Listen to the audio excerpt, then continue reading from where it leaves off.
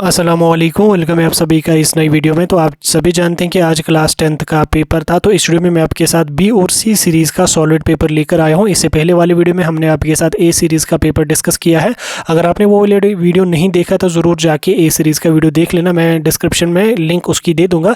फिलहाल के लिए यहाँ पर मैं बी और सी सीरीज़ को एक ही वीडियो में कवर करने वाला हूँ। तो स्क्रीन पर आपको बी सीरीज़ का पेपर देखने को मिल रहा होगा। बी सीरीज़ में हर पेपर में आपको सिर्फ 60-80 मार्क्स अटैम्प्ट करने थे आउट ऑफ 80। पेपर काफ़ी अच्छा आया था, उतना डिफिकल्ट आया नहीं था, ईजी लेवल का पेपर आया था मुझे जिस हिसाब से लगा। मैक्सिमम के ऑलमोस्ट सभी क्वेश्चंस जो हमने गेस्ट पेपर में दिए थे ऑलमोस्ट वही क्वेश्चंस और रिपीटेड क्वेश्चन जो प्रीवियस ईयर में होते हैं वही क्वेश्चन इस बार भी पूछे गए हैं। बहरहाल आपका पेपर कैसा गया कमेंट्स में मुझे ज़रूर बता देना। तो सेक्शन ए को हम डिस्कस करेंगे। सेक्शन ए में पहला क्वेश्चन यहाँ पे आपका पूछा गया है, no matter how far you stand from a mirror your image appears erect, the mirror is likely to be, कहाँ पे होगा, आइदर प्लेन और कन्वेक्स मिरर। ठीक, यानी कि डी पार्ट इसका राइट आंसर रहेगा। नेक्स्ट यहाँ पे है, a ray of light passing through the optical centre of a concave lens, उसको क्या होगा, इट विल डजंट बेंड, ये इनके does not bend it all, यानी कि बी पार्ट सी पार्ट इसका राइट आंसर रहेगा।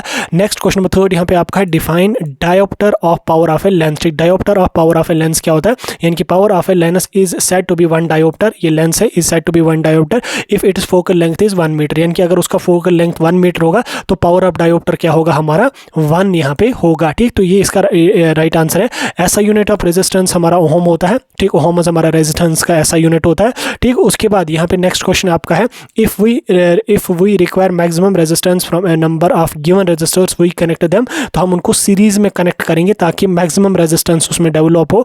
उसके बाद अगला क्वेश्चन यहाँ पे आपका, right the balanced chemical equation from the following chemical reactions. यहाँ पे केमिकल रिएक्शन आपको दी गई है, बेरियम क्लोराइड है, इसको हम जब अल्मोनियम सल्फेट के साथ मिक्स करेंगे तो बेरियम सल्फेट हमें बनेगा और उसके बाद अल्मोनियम क्लोराइड हमें बनेगा। तो इसकी आपको रिएक्शन यहाँ पे बनानी है, तो रिएक्शन आपको कैसे बनेगी वो यहाँ पे मैंने बनाई है, BaCl2 यानी कि बेरियम क्लोराइड प्लस AlSO4 यानी कि अल्मोनियम सल्फेट, ये बनाएगा BaSO4 यानी कि barium sulphate plus aluminium chloride यानी कि AlCl3 यहाँ पे हमारा बनेगा। ठीक, तो इस तरीके की इसकी यहाँ पे आपको रिएक्शन, बैलेंस्ड रिएक्शन यहाँ पे रहने वाली है। क्वेश्चन नंबर 7 की ओर हम चलेंगे। 7वां क्वेश्चन ये यहाँ पे, while cooking if the bottom of the vessel is getting blackened on the outside it means, ठीक, the fuel is not burning completely, यहाँ पे इसका राइट आंसर आ जाएगा, यानी कि while cooking if the bottom of the vessel is getting blackened on the outside, ठीक, it means कि फ्यूल जो है वो कंप्लीटली प्रॉपरली बर्न यहाँ पे नहीं हो रहा है। ठीक, नेक्स्ट है, ethane with molecular formula C2H6 has, ठीक,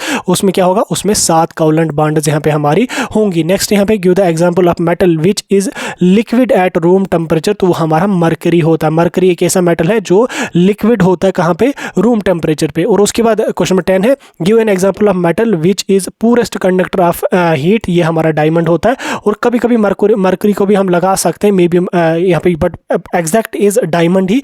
तो नेक्स्ट यहाँ पे है, the a cross between tall plant TT and dwarf plant small TT resulted in progeny that will tall plant will become, ठीक, tallness is the dominant, यानी कि जब tallness dominant होगी तब जाके tall plant बनेगा, अगर shortness dominant होगी तो short plant हमारा बनेगा। नेक्स्ट है, the number of pairs of sex chromosomes in zygote of human is 1, ठीक, 1 यहाँ पे हमारा होता है सेक्स क्रोमोसोम जो है Y यहाँ पे होता है, क्योंकि Y ही यहाँ पे डिफाइन करता है कि मेल्स का जो है वो डिफाइन यहाँ पे करता है कि फीमेल होगा या मेल होगा। ठीक, तो यानी कि 1 आप इतना समझो, ज़्यादा डीप में जाने की जरूरत आपको नहीं है। नेक्स्ट यहाँ पे है, a trait in an organism is influenced by both paternal and maternal DNA, ठीक, यहाँ पे राइट आंसर रहेगा। नेक्स्ट है, organism which synthesize carbohydrates from the inorganic compound using radiant energy are called as, वो producers हम उनको बोलते हैं, decomposers जो है वो डिकम्पोज करते हैं फूड, herbivores कार्निवोर्स तो नहीं होंगे, तो producers हमारा राइट आंसर रहेगा जो अपना फूड खुद प्रोड्यूस करते हैं। which of the following can act on placenta, ठीक, ये प्लास्टिक, सॉरी प्लेजेंटा नहीं है, which of the following can act on plastics, तो वो हमारे अर्थवॉर्मर्स। ठीक, तो ये यहाँ पे आपका रहेगा। ठीक, नेक्स्ट यहाँ पे रीजन एंड असर्शन के, तो रीजन एंड असर्शन के मैंने यहाँ पे अच्छे से एक्सप्लेन करे हैं इस सीरीज में, इसको हम थोड़ा सा देखने की कोशिश करेंगे। रीजन एंड असर्शन ऑलमोस्ट मुझे लगता है कि सभी में सेम ही रीजन एंड असर्शन है, तो उसको हम इस सीरीज में डिस्कस करेंगे। फिलहाल के लिए जो बी सीरीज का आपका है वो आपको यहाँ पे मैंने क्लियर करा। उसके बाद आपके जो बाकी क्वेश्चंस रहते हैं तो वो आपको ऑलमोस्ट सभी में सेम है, जैसे properties of magnetic field lines आपको बोला गया, कंपास नीडल पे क्वेश्चन क्वेश्चन है, और बाकी चीज़ों पे यहाँ पे क्वेश्चन पूछे गए हैं, इनको हम डिस्कस नहीं करेंगे क्योंकि वीडियो बहुत ज़्यादा लंबा हो जाएगा, मेरे पास भी उतना टाइम नहीं है क्योंकि और भी बहुत सारे काम है, और इसको हम डिस्कस नहीं करेंगे। जैसे यहाँ पे स्ट्रक्चर मैंने आपको बोले थे, यहाँ पे आ जाएंगे, और इसके आर पार्ट में तो कोई क्वेश्चन आपको शायद, हाँ इसके आर पार्ट में आपको क्वेश्चन पूछा गया physical chemical properties of ethanol.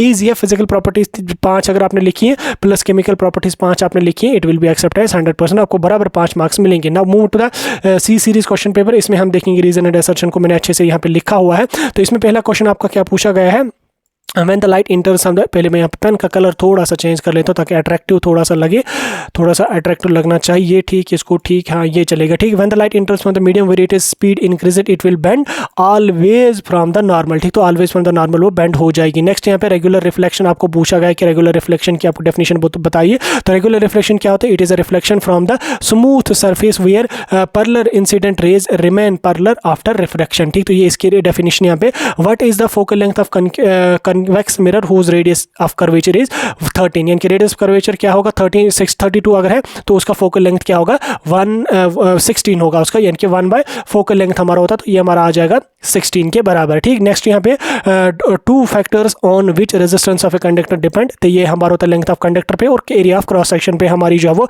Conductor की रेजिस्टेंस डिपेंड होती है। Draw symbol of the following components using electric circuit, आपको इलेक्ट्रिक बल्ब की यहाँ पे एक सिंबल बनाना है और बैटरी का सिंबल बनाना है। इलेक्ट्रिक बल्ब कैसे होता है, ए से, जैसे बल्ब आपने देखा होगा ये बन नहीं रहा है सही, ए से करके बल्ब होता है, और उसके बाद यहाँ पे बैटरी के कैसे बनाते हैं तो वो भी आपने बनाई होगी, ऐसी बैटरी है, यहाँ पे इसके टर्मिनल्स वगैरह, तो ऐसा आपको बनाना था, कोई बड़ा मुश्किल काम नहीं क्योंकि एक ही मार्कस का है। What happens when dilute hydrochloric acid is added on to iron filing, iron filing कैसे जब हम करेंगे तो हाइड्रोजन गैस और आयरन क्लोराइड जो है ये प्रोड्यूस हो जाएंगे।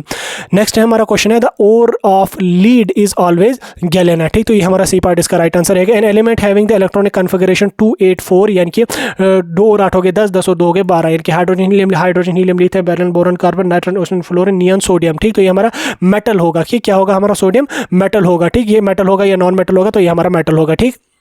number of other carbon atoms number to which each carbon atom is bonded in diamond, तो ये हमारा होगा 4, ठीक, 4 राइट आंसर रहेगा। Soap molecules has hydrophilic and hydrophobic trial, ठीक, तो ये हमारा राइट आंसर रहेगा।